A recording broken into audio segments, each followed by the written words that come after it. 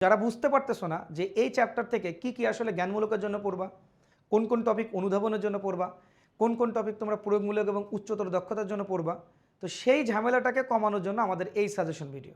আমরা আজকের ভিডিওতে তোমাদেরকে দেখাবো যে জীবনী শক্তি চ্যাপ্টারটা কিভাবে অল্প সময়ের মধ্যে তুমি একটা ভালো প্রিপারেশন নিতে পারো এবং কোন জায়গাগুলো তোমাকে পড়তে হবে।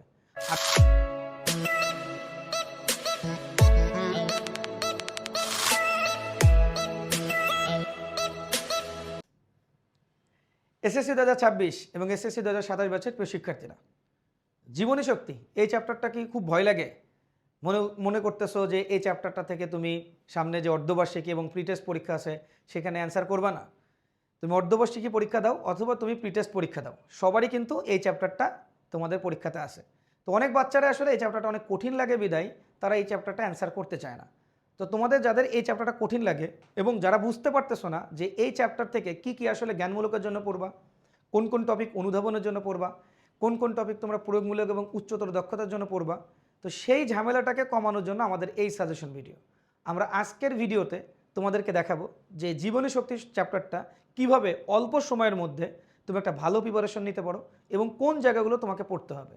আর তোমাদের যদি এই চ্যাপ্টারটা খুব একটা কঠিন লাগে তাহলে তোমরা আমাদের অলরেডি ইউটিউবে আপলোড করা যে ভিডিও আছে, যে প্লেলিস্ট করে আমরা দিছি তোমাদের জন্য, ওই ভিডিওটা দেখবা। তাহলে মাত্র 3 থেকে 4টা ভিডিও দেখার পরে তুমি এই চ্যাপ্টারের বস হয়ে যাবে, এটার সম্পূর্ণ গ্যারান্টি আমি তোমাদেরকে দিচ্ছি।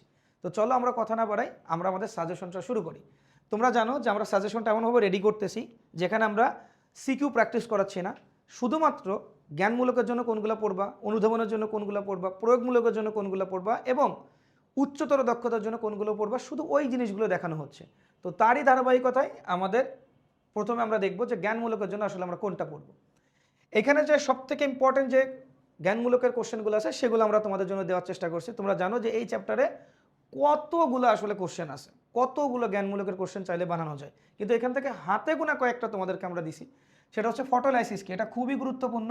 ফটোলাইসিস কি এটা তোমরা যতগুলো স্টার দিতে চাও ততগুলো স্টার দিতে পারো, কারণ এটা তোমাদের অন কাইন্ড অফ কোশ্চেন ফাঁসের মতো, এটা তোমাদেরকে পরীক্ষাতে ফেস করতে হবে। জীবনী শক্তি কি এটা তোমরা পড়তে পারো, শ্বসনিক বস্তু কি এটাও পড়তে পারো, ফসফোরাইলেশন একে এর সাথে পড়বা ডিফসফোরাইলেশন অথবা ফসফোরাইলেশন, এটা খুবই ইম্পর্টেন্ট একটা তোমার জ্ঞানমূলক কোশ্চেন। জৈব মুদ্রা কি এটাও পড়তে পারো, পাইরুবিক অ্যাসিড এবং সালোক সংশ্লেষণ কাকে বলে এটা। তবে এই জায়গায় জৈব মুদ্রাকে 3টে স্টার দিবা। এই জায়গায় যে কোশ্চেনগুলো আমি দেওয়ার চেষ্টা করছি জ্ঞানমূলকের জন্য, সো এইগুলো কোশ্চেন তুমি যদি পড়ো তাহলে আমরা তোমাদেরকে গ্যারান্টি দিতে পারি যে তোমার জ্ঞানমূলক এখান থেকে আসবে। এবার আসি আমরা অনুধাবন টাইপের যে কোশ্চেনগুলো আছে, অনুধাবন টাইপের যে কোশ্চেন, এর মধ্যে প্রথমে যেটা বলা আছে সেটা হচ্ছে এটিপিকে কেন জৈব মুদ্রা বলা হয়, এটা কোশ্চেন ফার্স্ট। এটা তোমার পরীক্ষাতে দিবে।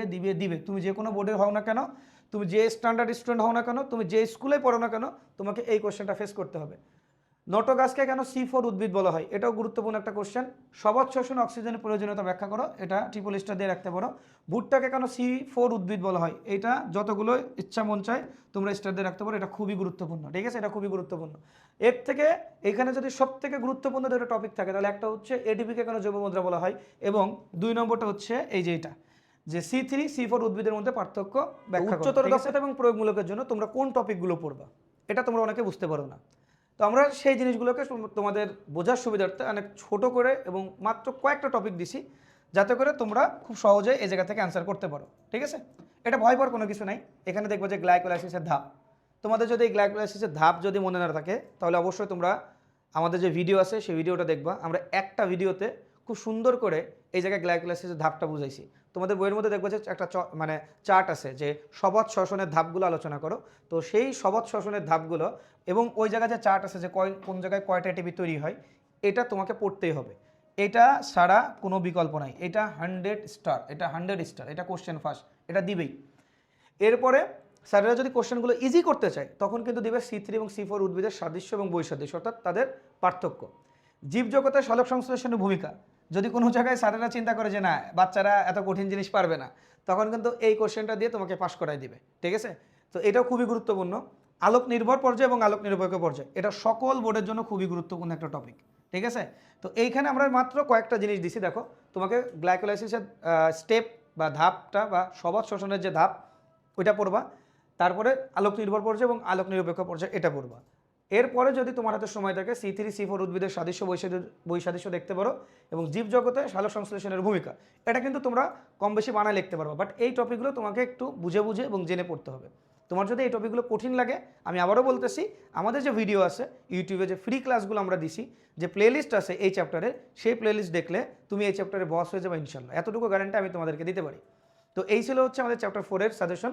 যারা আমাদের এই ভিডিওটা ইউটিউব থেকে দেখতেছো এবং যারা নতুন, অবশ্যই তোমরা পরবর্তী সাজেশন পাওয়ার জন্য, আমরা সবেমাত্র বায়োলজি সাজেশন দেওয়া স্টার্ট করছি, এরপরে আমরা কেমিস্ট্রি, ফিজিক্স, ম্যাথ, জিকে, এরপরে তোমাদের রিলিজিয়ন বা ধর্ম, প্রত্যেকটা সাবজেক্টেরই সাজেশন আসবে। তো ওই সাজেশনগুলো তুমি যদি সবার আগে পেতে চাও, আমাদের চ্যানেলটাকে সাবস্ক্রাইব করে বেল আইকনটাকে প্রেস করে রাখবা, যাতে করে সবার আগে তোমার কাছে সাজেশনটা চলে যায়।